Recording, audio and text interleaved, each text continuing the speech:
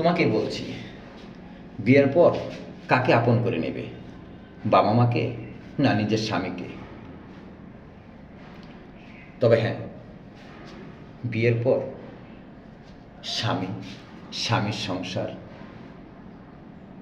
নারীদের জন্য আপন হলো এই জিনিসটুকুই। তবে হ্যাঁ, তুমি বলতে পারো যে আমার বাবা মাকে ছেড়ে দেব। না, কখনো তুমি তোমার বাবা মাকে ছেড়ে দেবে না, কারণ যে বাবা মা তোমাকে এই পৃথিবীর আলো দেখাচ্ছে তুমি তাকে ছাড়বে না। তাকে আমি ছাড়তেও বলিনি কখনো, কারণ ভালোবাসা অনেক প্রকার হয়। স্বামীর ভালোবাসা কখনো বাবা মা নিতে পারবে না, বাবা মার ভালোবাসা কখনো স্বামী নিতে পারবে না।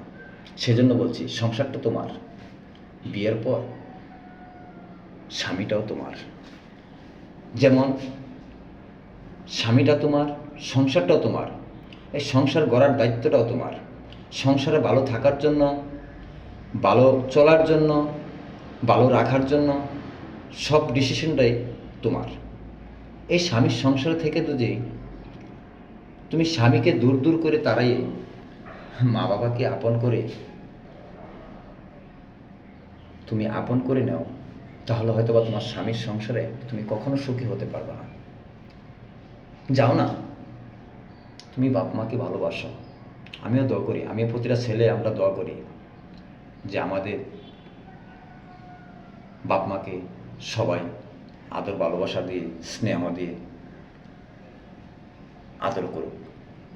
তবে এটা চাই না, এটা তুমি কখনো করবে না যে ভালোবাসা পেতে গিয়ে স্বামীর সংসারটাই তুমি হারিয়ে ফেলাও। এই জিনিসটা কখনো করো না। তবে সবশেষে একটা কথা বলবো, বাবা মার পর স্বামীর সংসার।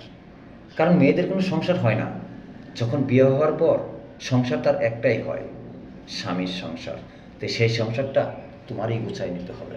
হয়তোবা তুমি গুছাই নিতে পারলে তুমি হ্যাপি, তুমিই লাকি, তুমিই ভালো।